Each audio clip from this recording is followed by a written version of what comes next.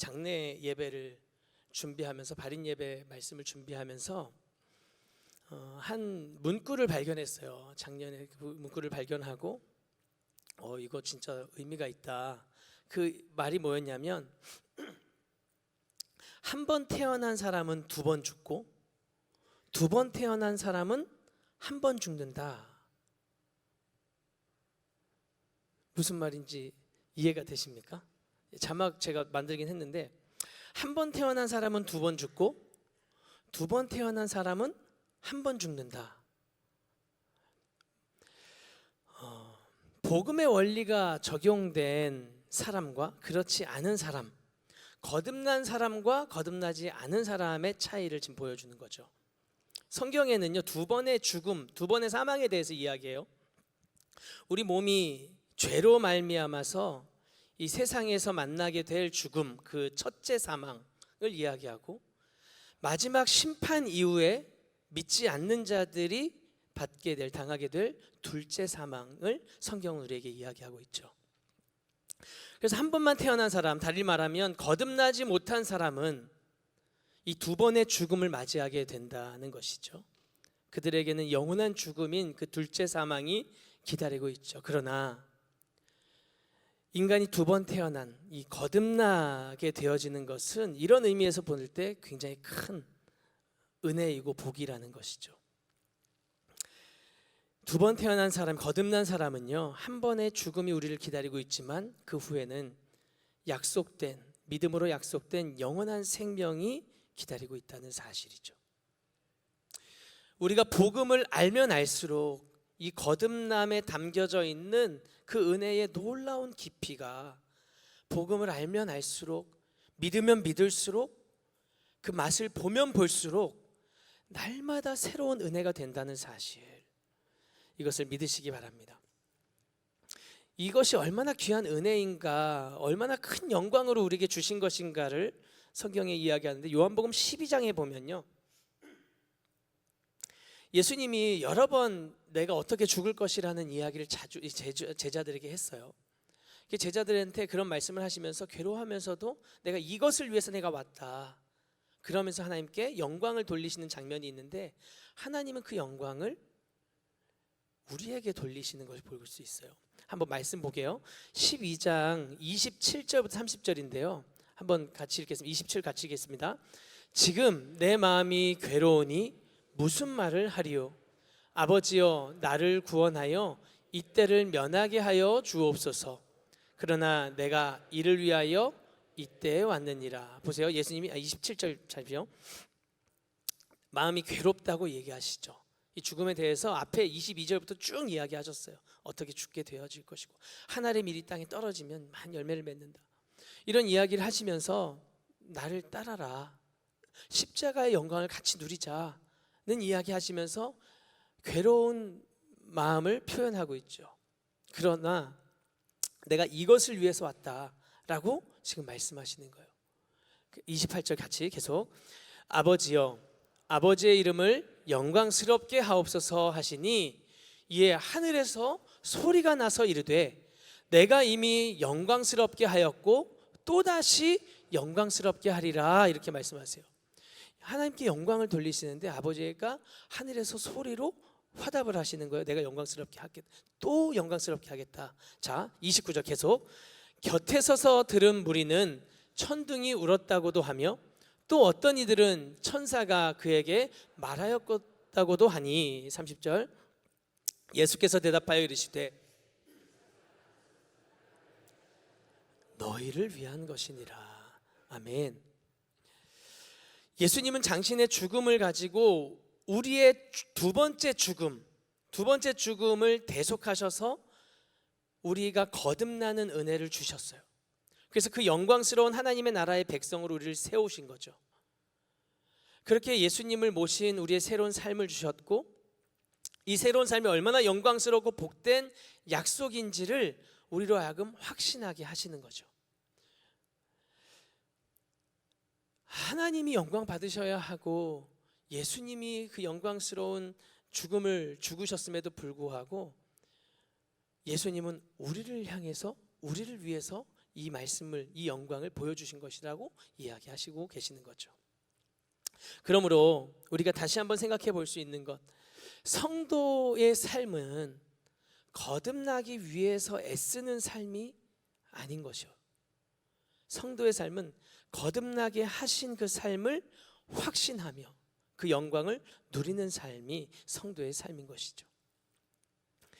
그래서 이 십자가 안에서 십자가의 길을 가면서 발견하는 그 무한한 영광을 체험하는 것이 우리 성도의 삶이고, 난생 처음 경험하는 그 영광이 매일같이 십자가의 길 안에서, 그 영광 안에서 보여지고 경험되어지는 삶을 살아가는 사람들인 거예요. 여러분들은 그 영광스러운 삶을 누리고 계십니까? 매일같이 누리고 계세요? 제가 이 3장을 묵상하기 전에, 사실 제가 이제 병원에 있으면서 요한복음을 다시 한번 쭉 읽으면서 발견한 이 내용들이에요. 2장에서 보면 이렇게 제자들의 믿음과 무리의 믿음이 딱 비교해서 보여져요. 2장 22절입니다. 같이 한번 읽겠습니다. 시작. 죽은 자 가운데서 살아나신 후에야 제자들이 이 말씀하신 것을 기억하고 성경과 예수께서 하신 말씀을 믿었더라. 이 제자들이 예수님이 죽으시고 다시 부활하신 후에야 그가 말씀하신 것을 기억해요. 그러고 나서 예수님이 그때 하셨던 말씀들을 다시 믿게 되어지는 믿음을 갖게 되어지는 거죠. 뒤에서 더 얘기하겠지만 성령께서 이것들을 더 믿을 수 있는 믿음을 주신 것으로 알 수 있어요. 그래서 어쨌든 제자들은 그 안에서 온전한 믿음을 가지고 서 있고요. 23절 같이 한번 읽겠습니다. 6월절에 예수께서 예루살렘에 계시니 많은 사람이 그의 행하시는 표적을 보고 그의 이름을 믿었으나, 이 많은 사람들, 이 무리들, 예수님을 계속 따라다녔던 그 무리들이 어떤 믿음을 가지고 있냐면 표적을 보고 믿는 거예요. 예수님이 하신 일들을 보면서 놀랍다, 저분이 메시아일 수도 있겠다, 또 메시아라고 이야기하면서 따르는 사람들도 있었단 말이에요. 근데 오늘 읽지는 않았지만 23절 다음에 24절에 뭐라고 얘기하냐면 예수님이 그의 몸을 그들에게 의탁하지 않았다고 확실하게 얘기하세요. 이 무리의 믿음은 표적을 보고 믿은 믿음이에요. 제자들의 온전한 믿음과 피상적인 이 무리의 믿음, 이 두 개는 분명히 구분이 되어진다. 우리는 어떤 믿음을 가지고 있는가 하는 것을 생각해 봐야 해요. 중요한 건 뭐냐면 제자들이 나중에 기억하여서 나중에 온전한 믿음이 될 수 있었지만, 중요한 건 피상적인 믿음에 머무르지 않기를 간절히 원하는 마음을 우리는 가지고 있는가 하는 거예요. 제자들이 나중에 부활하신 후에야 기억하고 온전한 믿음으로 나아갈 수 있었던 비결은 뭐였냐면, 이 온전한 믿음으로 나아가고자 하는 내가 가진 이 피상적인 믿음에서 머무르지 않기를 원하는 마음이 있었다는 사실인 거예요. 그 모습, 이 자세가 지금 누구에게 있냐면 오늘 우리가 함께 읽은 본문에서 니고데모에게 있다는 사실입니다. 1절에 이 니고데모가 어떤 사람인지를 설명합니다. 오늘 1절 같이 읽겠습니다. 바리새인 중에 니고데모라 하는 사람이 있으니 유대인의 지도자라. 우리 많이 아마 들어보셨을 거예요. 이 니고데모는 바리새인이었어요. 바리새인의 정체성은 뭐냐면요, 이 유대가 멸망하고 멸망 다음에 포로기를 거치는 가운데 우리 이 상태에서는 안 된다, 우리의 신앙을 다시 새롭게 해야 된다, 그럼 새로운 신앙적인 결단을 가지고 각오를 가지고 세워졌던 7,000명의 사람들이 모았던 바리새인이에요. 그러니까 어떻게 보면 굉장한 결의를 가지고 있던 사람들이에요. 또 여기선 유대인의 지도자라고 얘기했는데 사내들인 공의회 회원이에요. 그러니까 이스라엘 안에 굉장히 종교적인 정치적인 지도자들 중에 한 사람이었던 거죠. 10절에 가면 이 이스라엘의 선생이었다고 이야기하거든요.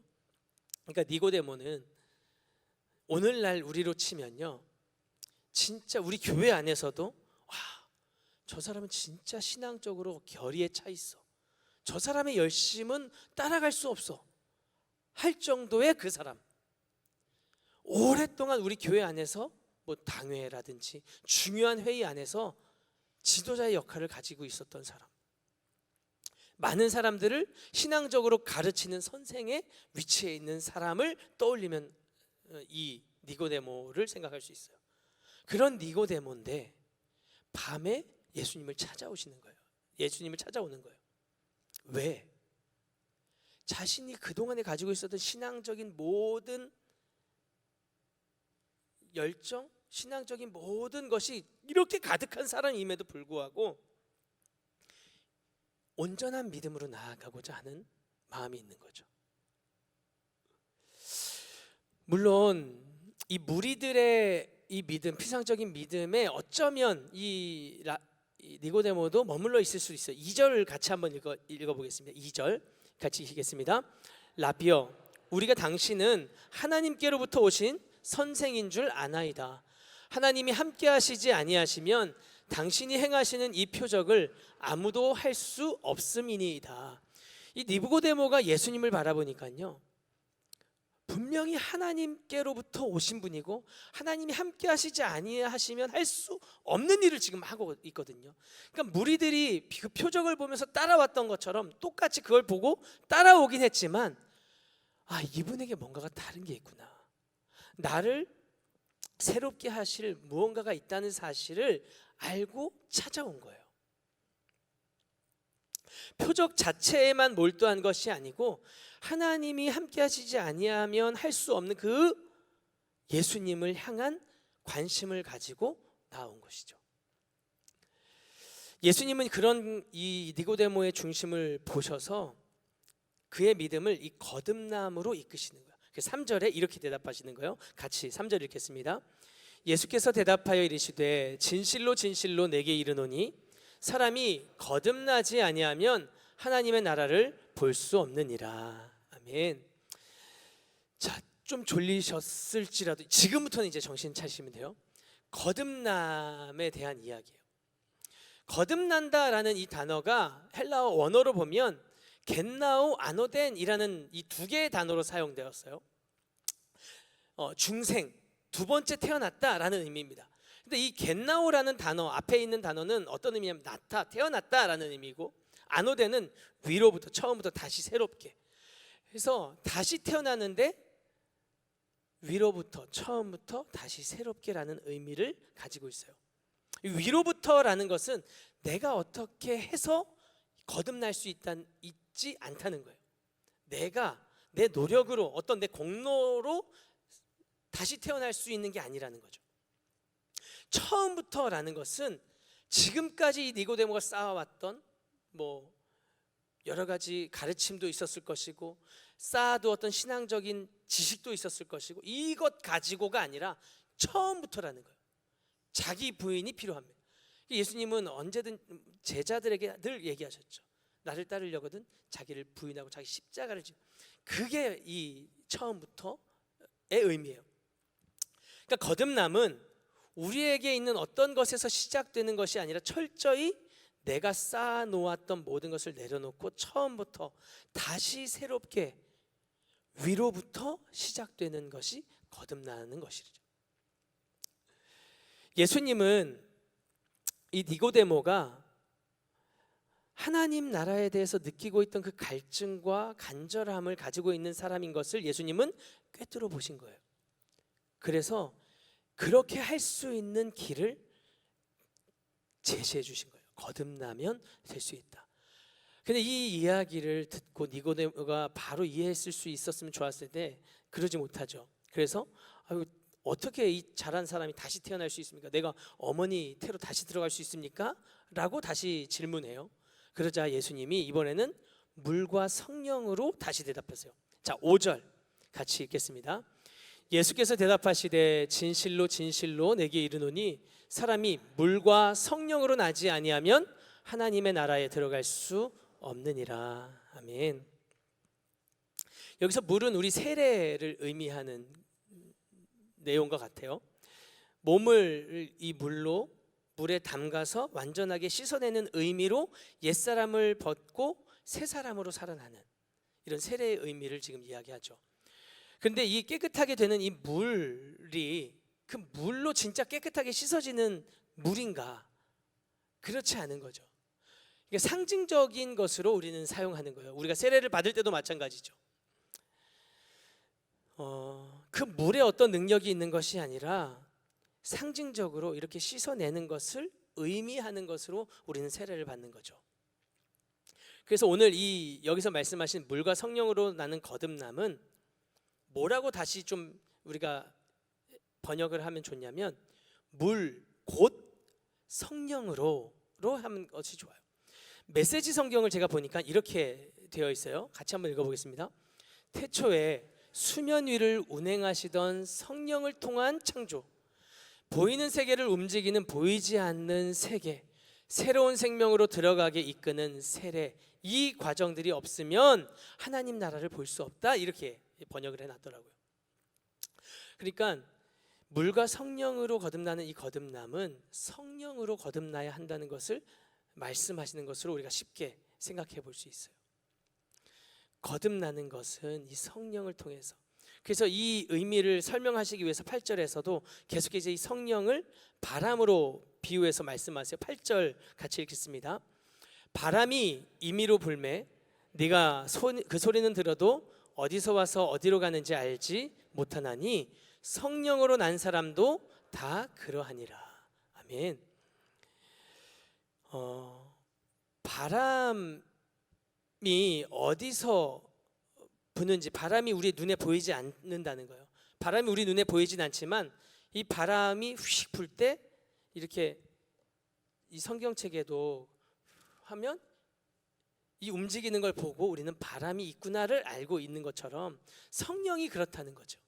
성령이 어떻게 우리에게 임하는지, 어떻게 우리를 변화시키는지 우리는 보이지 않지만 그가 오시면 그 오신 것을 우리는 알 수 있다고 지금 이야기하시는 거예요.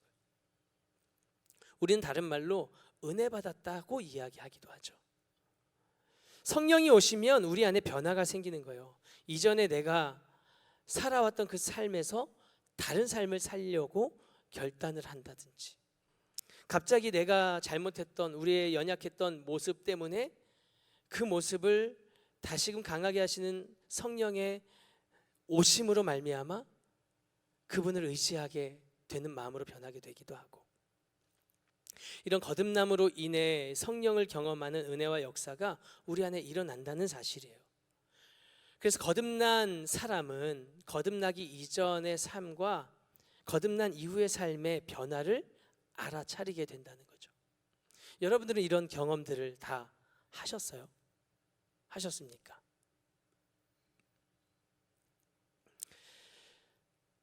그럼 거듭나면 그 다음부터는 완전히 이제 흔들림 없이 계속 그 성령의 능력으로 살아가는가? 그런 또 아닌 것 같아요. 우리의 연약함을 만나죠.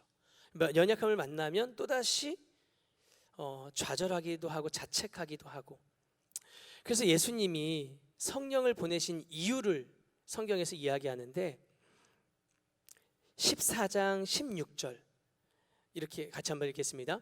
내가 아버지께 구하겠으니 그가 또 다른 보혜사를 너희에게 주사 영원토록 너희와 함께 있게 하리니. 아멘.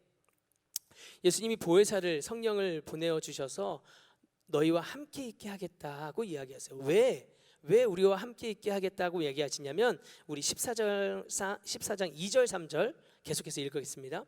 내 아버지 집에 거할 곳이 많도다. 그렇지 않으면 너희에게 일렀으리라.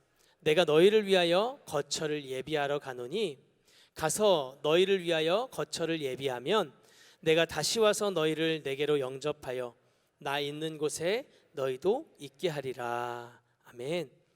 예수님이 예비하시는 거처, 하나님의 나라를 준비하셔서 그곳에 있게 하시기 위해서 내가 이것을 일렀다. 너희를 위해서 내가 예비한다고 이야기하시고 14장 26절에 다시 한번 이 14장 26절 계속해서 읽겠습니다. 보혜사 곧 아버지께서 내 이름으로 보내실 성령, 그가 너희에게 모든 것을 가르치고 내가 너희에게 말한 모든 것을 생각나게 하리라. 아멘. 아까 우리가 읽었었던 제자들이 예수님과 함께 있었을 때는 온전한 믿음으로 나아가지 못했지만 부활하신 후에 약속하신 성령을 통해서 이 말씀대로 모든 것을 가르치고 생각나게 하시는 성령으로 말미암아 온전한 믿음으로 세워졌던 것이죠. 거듭남은 달리 한마디로 이야기하면 성령이 우리와 함께 하심인 것이죠. 우리 안에서 일어나는 이 거듭남으로 말미암아 지속적으로 우리를 그 은혜 안에 살아가시도록 붙드시고 가르쳐 주시고 말씀하셔서 마침내는 주님이 예비하신 하나님 나라로 인도하시는 분이 성령이시다.